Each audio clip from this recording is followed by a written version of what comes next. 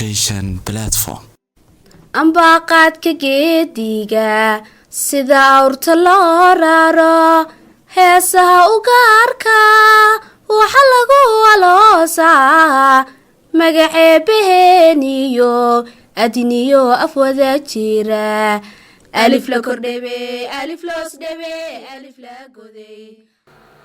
Asalaamu calaykum waraxmatullaahi wabarakaatuh. Arday ku soo dhawaada waxbarashadeena fogaandarsiga ahayd oo inoo diyaarisay kaalinka waxbarashada ee qalam. Arday weli waxaan ku jirnaa maadadeena sayniska fasalka 7 ee dugsiga dhexe waan idin dhigay anigoo ah macallin Yuusuf Xuseen Cabdi. Sidoo kale weli waxaan wadnaa arday oo aan ku jirnaa cutubkeena 12aad cashirkiisa 3aad ayaan maanta qaadan doonaa oo ku saabsan dulinada xoolaha ku dhex nool parasiteska ama xayawaanaadka ku dul noolayaasha ahaa ee xoolaha ku nool ayaan baran doonaa hadduu alla idmo. Arday marka hore aan diyaar garowno arday walba buuggiisa iyo qalinkiisa iyo agabkiisa kale waxbarashada ha diyaarsado. sidoo kale arday u diyaar garooba inaad ka qayb qaadataan habsami u socodka xiisadda iyo deganaanshaheeda. waad mahadsantihiin. cashirkeena ayaan bilaabaynaa isla socona marka. cashirkeena 3aad ee cutubkeena 12aad ee aan maanta qaadan doono wuxuu ku saabsan yahay dulinada xoolaha ku dul nool parasiteski ama dulin waxaa la yidhahdaa xayawaan ku dul nool. intaanan cashir ka bilaaban marka wax yar waxaan isweydiinaynaa oo cashirka aan ku baran doona hadduu alla idmo waxqabadkan koowaad ee cashirka. waxaan isweydiinaynaa marka su-aalaha soo socda. dulin maxaa la yidhaahdaa ama darisku noole dariskiisa xayawaanka ah ee xayawaanka kale ee ku nool dulin maxaa la yidhaahdaa. waxaan dhahayna xayawaanka ku dhex nool ama ku kor nool ku dul nool ayaa waxaa la yidhaahdaa dulin. imise nooc marka ayaa loo qaybiyaa marka dulinka ku nool xoolaha dulin gudeed iyo dulin duleed loo kala qaybiya soomaa cashirka ku baran doonaa.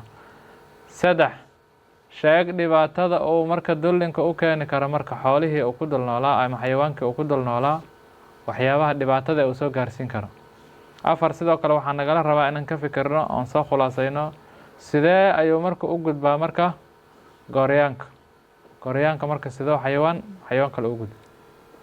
maxaa laga garan karaa marka gooryaanada sidoo kaleenta cashirka ayaana ku baran doonaa hadduu alla idmo. cashirkeena aan bilowna marka. waxaan dhahnay marka dulinku ama darisku nooluhu waa noole xayawaan waa noole wuxuu marka ku tiirsan yahay noloshiisa noolo kale keligiis ma noolan karo waxna ma cuni karo ma dheefshiidan karo noolo kale ayuu ku dul nool yahay iyo waxyaabihiisii marka dheefshiidkiisii iyo cuntadii diyaarsaneed ee jirka uu qaadanayo uu ka nuugayo marka noolo kale oo aan marka noolaan karin keligiis ma noolaan karo waxna ma dheefshiidan karo waxna ma cuni karo waxna ma qabsan karo noolahaas kale ayuu ku dul nool yahay oo kasoo dhuuqa. dulinka marka xoolaha inta badan waxaa loo qaybiyaa marka 2 qaybood ayaa loo qaybiyaa. waa dulin dibadeed dulin dusha xayawaanka oo korka uga nool oo dibadda uga nool sida shilintii iyo wixii la midka ah, iyo dulin gudeed kuwa gudaha hoose iyo mindhiciiradii iyo ku nool iyo urkujirtii oo ay ka mid yihiin gooryaanada noocyadooda kala duwanaa ay ka mid yihiin. dulin dabadeedka marka ama dulinka maqaarka kore ku dul nool aan bilaabayna marka noocii koobaad ah. dulinada marka maqaarka waa kuwo marka ka mid ah dhibaatooyinka ugu badan ee xoolaha marka ku keena inay wax soo saarkooda marka hoos u dhacaan maadaama dhiigoodii waxooda ay jaqayaan ay ka nuugayaan dhibaato badan ayaa u keystaa marka hoos u dhaca. sidoo kalena marka waxay sababi karaan dhibaatooyin caafimaad darro ayay sababi karaan oo cudurro kale waxna waa sii gudbin karaan. waa kaa marka dulinada marka ugu muhiimsan ee xoolaha kaga nool ama kaga noolaan kara maqaarka marka waxaa ka mid ah shilintii ayaa ka mid ah. shilinta noocyadeedii shilinka waareydii iyo tii farqaha dheereed iyo kulli iyo shilintii ayaa ka mid ah ku dhegan oo dhiiga ka dhuuqaysa. waxaa ka mid ah tixsigii ama taqsigii ka mid ah takartii iyo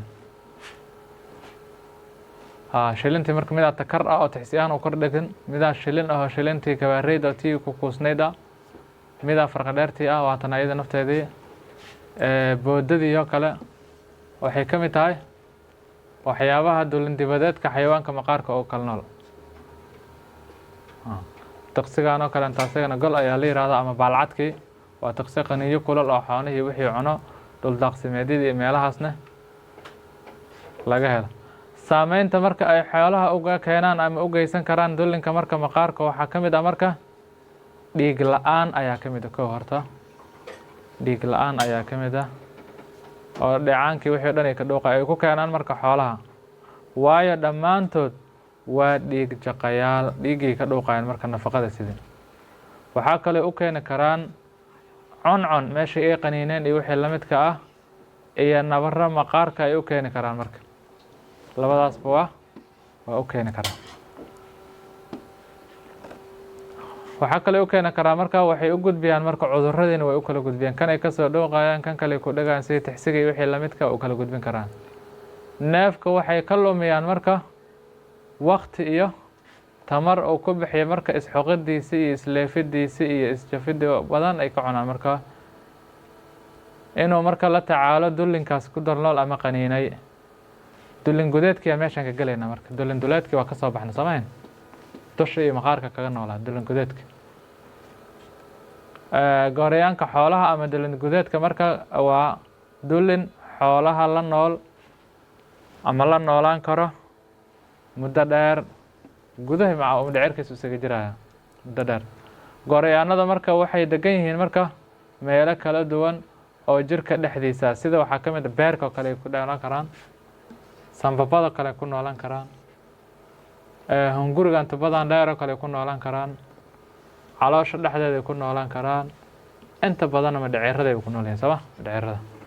gooryaanada marka waxay dhibaato weyn marka u keeni karaan xoolo dhaqatada haddii ayna marka taxadirin oo aysan ka taxadirin taxadir dheeri aysan ka muujinin, sida marka inay caafimaad ahaan ay saameeyaan neefkii wax soo saarkiisa, ama caano ha noqdaano ama hilib ha noqdaano, neefkii inuu weyd noqdo caato noqdo hoos ayay u dhigaan marka, ama hilib ha noqoto ama caano ha noqoto.